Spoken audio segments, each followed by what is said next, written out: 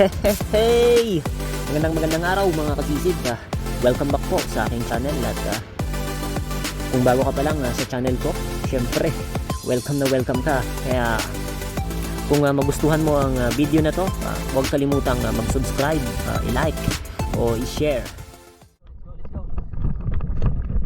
Una ng hapon, ating mga kasama si Junjun at si Kimbo mga kasisid.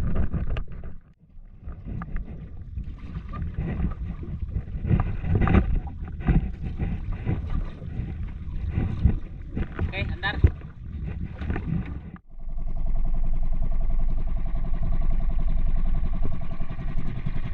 Over muna kami habang nasa biyahe, may kumain sa ating hila-hila. Iba yun talaga yung pulsuhan ng batang ito. Ito ay si Junjun. Naglambot.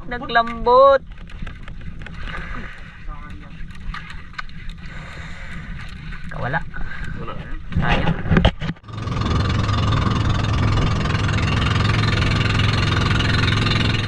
Ayun mga kasisi, dito kami sa spot. After ilang minuto, malapit lang.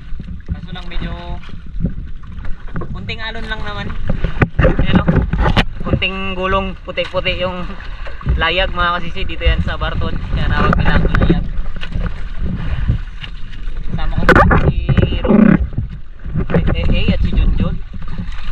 Kung natatandaan nyo yung unang video ko sa paggawa ng YouTube mga kasisip dito yun sa layag. Let's go. Sana may madaling malaki-laki dahil yung buyaw napakalaki. Tara lumpat.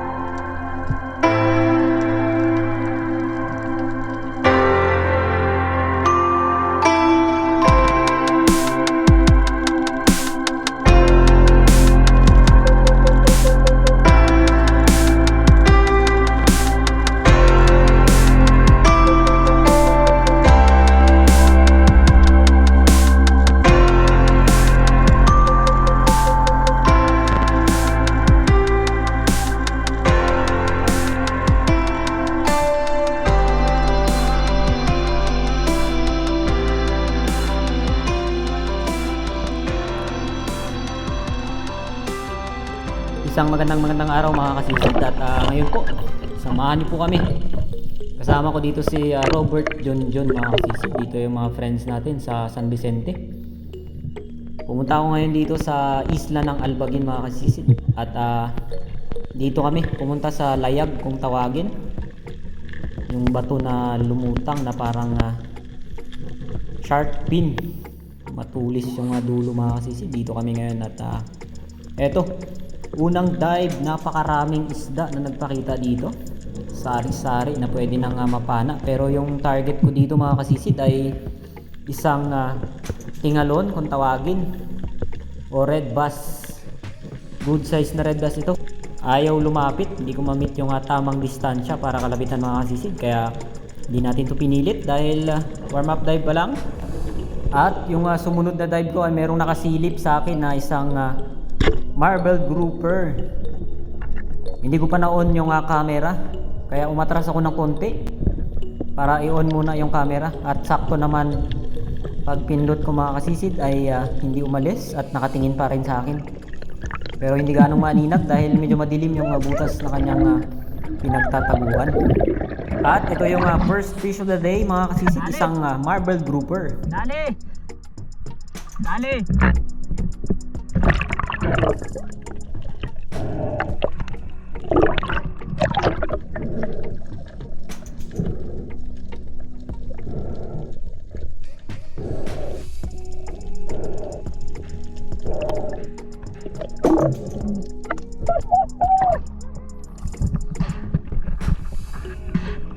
Malis na siya? Agoy, saya ka.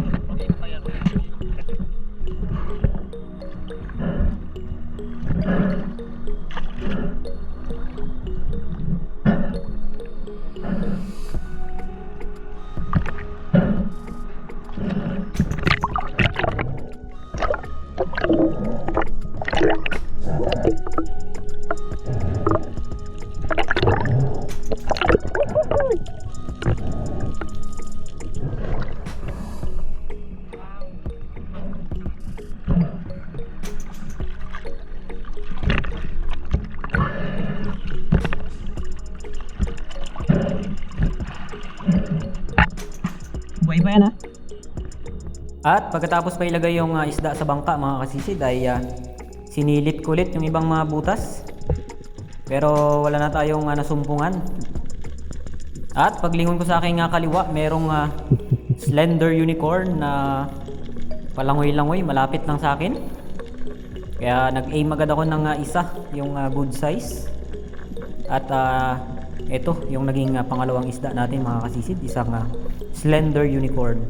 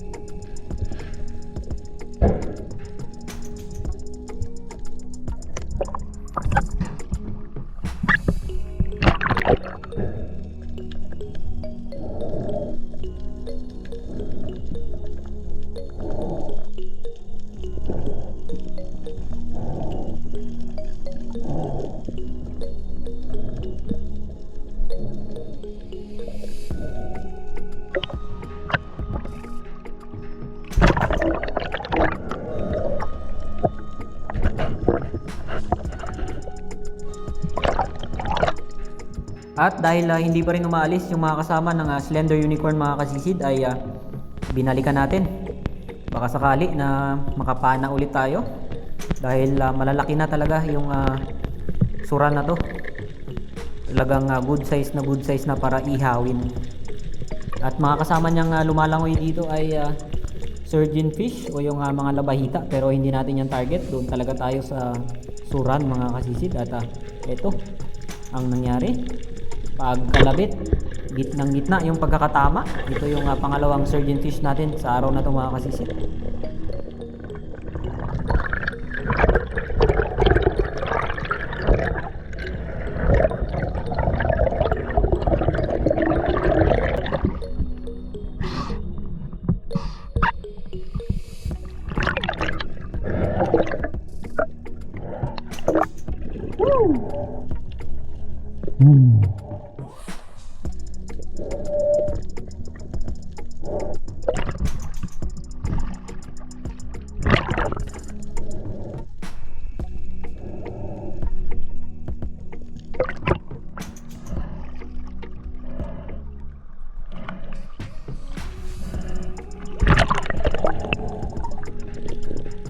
At sumunod na sisid mga kasisid, ito na yung tinanong ko sa mga masugid nating tigapagsubaybay kung anong isda tawag sa kanila. Ito ay salmon pala, o sa English ay rainbow runner. Malaking rainbow runner na ito, 3 piraso. At yung pinakalikod yung tinira ko mga kasisid dahil nahuli ako sa dalawa sa unahan, medyo alanganin na kalabitan, kaya yung sa likod yung pinana natin. At hindi naman tayo nabigo.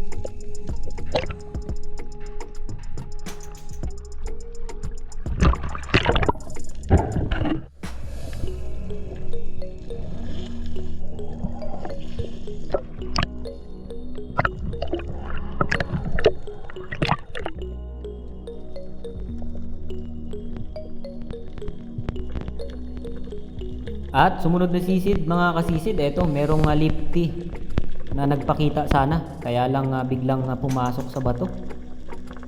Kaya hindi natin to sinilip dahil wala tayong flashlight. At kumuha tayo ng panibagong hangin mga kasisid dahil nabitin tayo.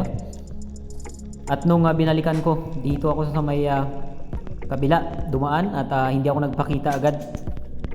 Dahil kapag nakita ako ay pumapasok agad sa butas. At dito ko siya sinilip mga kasisid, bahagi akong tinaguan. At sakto naman nung sumilip siya sa akin ay agad-agad nating nakalabitan at hinila yung bala papasok sa loob. At hindi natin agad kinuha mga kasisid o niretrieve. Kumuha ulit tayo ng panibagong hangin dahil delikado.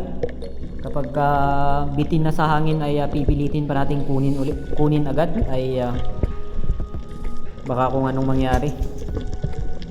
Kaya iniwan lang muna natin to, yung bala kasama yung isda para makakuha ng panibagong hangin mga kasisid.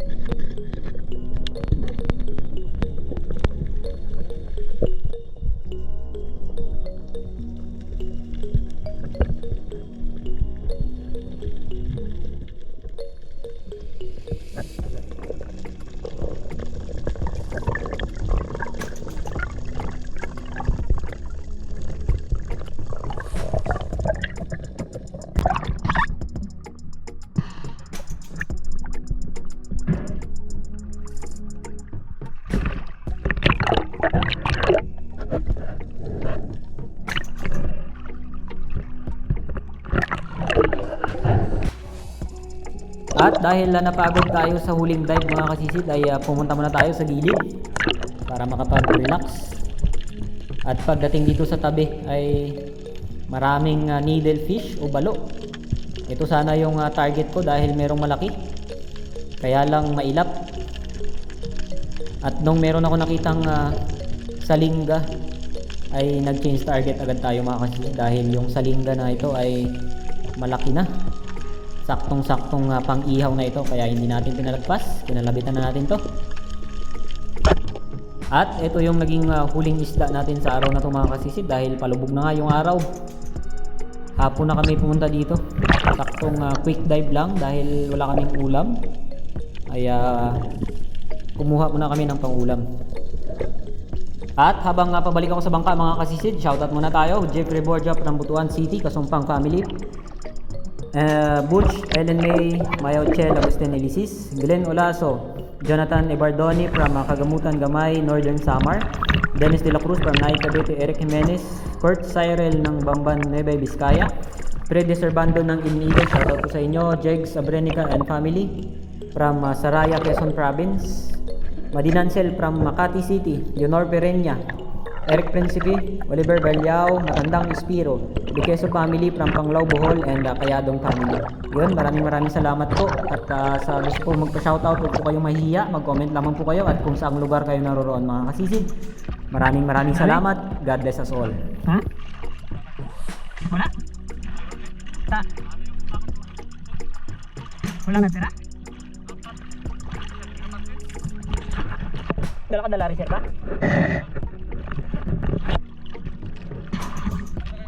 Hindi, hindi yun. Hindi yan.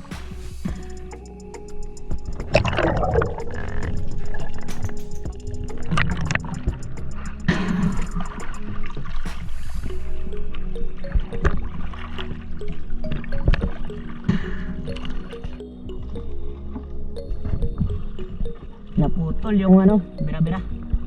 Kaya hindi nakapagusto si Jun dun. Sayang. Apat ang natira.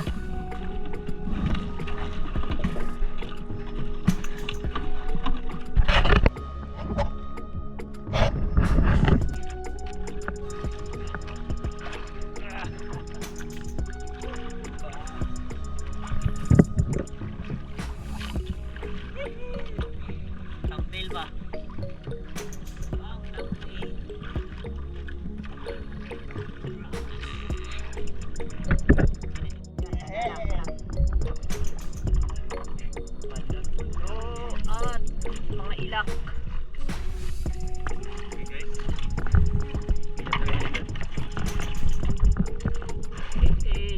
Keo. Kaya mami ito bawan. Malagpuno. Putian. Ilak. Mailak. Uwi na kami, uwi na. Okay na ang sudan. Lahat kami sa buyer. Ba? Kahit dami na hindi na kaya sa ref, diba? Yan sila, nagkarapala rin. Kami yung pula ang buka.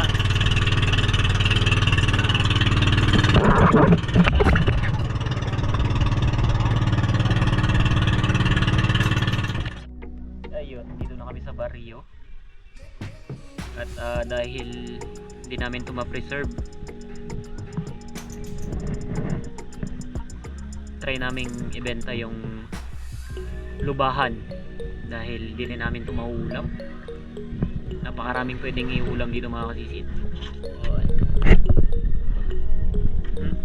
Magkano raw?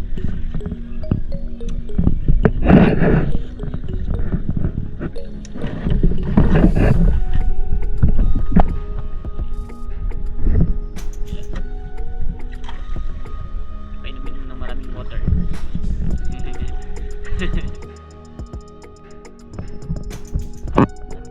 Ang iyong nakikita, wala akong mabasa. 5.3. Anong tawag nila? Bakit ba babay? Lubang baboy. Dahil doon sa scene, bigla akong umabot yung BP ko ng 140/90. Wala silang church. What the fuck? What the fuck? Oh, Sal. Ang taba ng slender natin mga kasisid. At yung malaguno na nahuli ni Kembok. Yun, let's eat mga kasisid. Itang slender unicorn at yung salinga. At sinigang na malaguno. Wow. At pang malakasang kinilaw ni Robert. Ayun. Let's eat mga kasisid.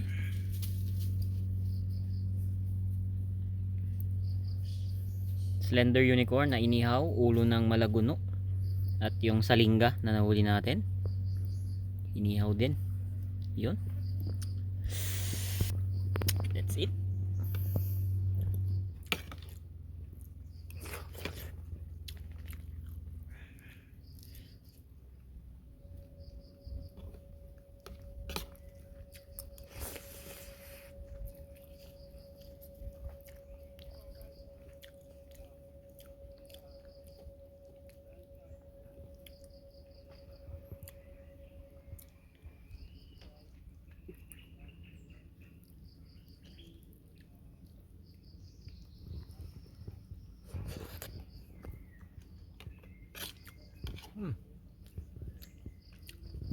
Tama din ang malaguno.